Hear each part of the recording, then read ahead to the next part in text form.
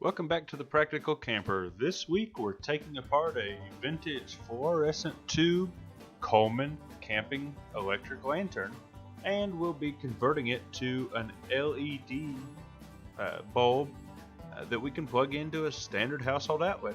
So we've sped it up because watching me work in real time is rather boring. But what you can see here in this video clip is I am trying desperately to get this circuit board that is the fluorescent light ballast out of the lantern. That knob was a real pain, and it was very difficult to get off the lantern chassis. So I got smart here and put a tablecloth or placemat down so I don't scratch at my homemade table. Yanked that knob right off, and using a little bit of force, boom, got that circuit board out. Alright, let's take a look at it. Those years in electrical training didn't turn out so good. To me, it looks just like a circuit board. I don't have a whole lot of electrical training, and really, don't really know what I'm looking here. So let's blow on it a couple times. Maybe the dust was the reason it wasn't working so good. Yeah, think about it. Okay. Well, anyway, we blew it off a little bit. It was kind of dusty, so let's put the batteries in. We've got our voltmeter here. Time to start hooking the prongs to things. Yep, check the meter. Yeah, hold it a little more securely. Okay, still nothing. Blow on it again, that'll always help. So we'll flip it around. Touch the meter there. Yep, okay. So far so good.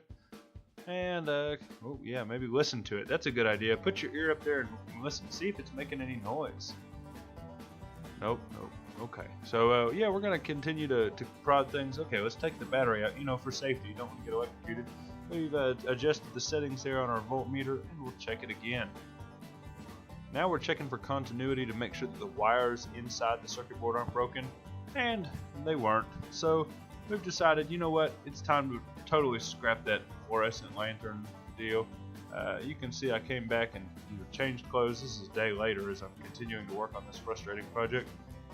So now what we're doing is we're setting up the base to securely hold our LED light bulbs. The light bulbs that I will be using are from a closeout deal at Home Depot. You can see I pointed out there the circle that I drilled into the base of this deal. We're going to cut some wires. Yep, kind of guesstimate there. Cut them again. Start stripping wires. I really should be wearing safety glasses, but I don't know. There's just no safety glasses today. We're using just parts that I found at the electrical bin that I've got at my house. Ooh, test it. Yep, it works. That's plenty bright. Let's make sure that we can put that in the lantern. I'll scoot close to the table, start taking those bulbs out. You can see the cat's sitting here supervising my work up there in the top right of the screen. We'll stick it through the lantern there, and this is the important part. That actually is, informative on this video. We need to make sure we tie that UL knot. That's just an overhand knot in the electrical cord so that the wire does not come back out. The cat's very interested in what I'm doing. He is ready to go adventuring this year and is watching me make sure that I get this lantern wired up correctly. We've got one of our light bulb hangers, and we'll go ahead and put the cap on that one. There we go. Get those wires lined up and screw that cap on. It'll pierce the wire. Okay, and it's time for the second one.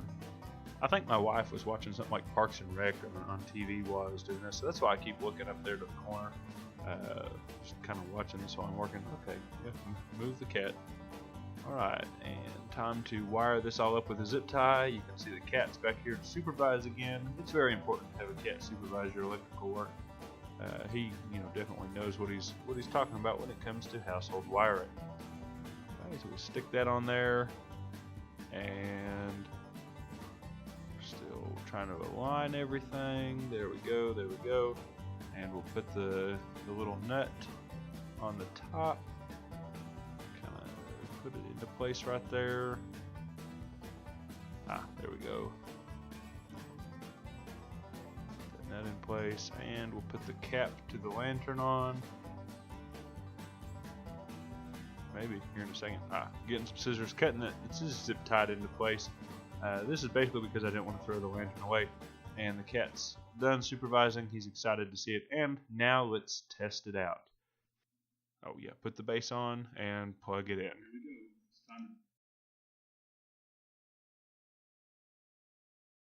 here we go. It's time to test the lantern. Whoa. Okay, it's pretty bright. So this is what we're excited to use now. When we go camping, we can, if we're camping where there's electrical hookups, we can hang this on the lantern pole in the campsite. These two bulbs are GE LED bright stick bulbs. Both of these are 60 watts each, and they're the daytime look. So I bought those at Home Depot one time when they were closing them out. I think I got them for 20 cents a bulb, and I've got them all through my house, and they work really, really well.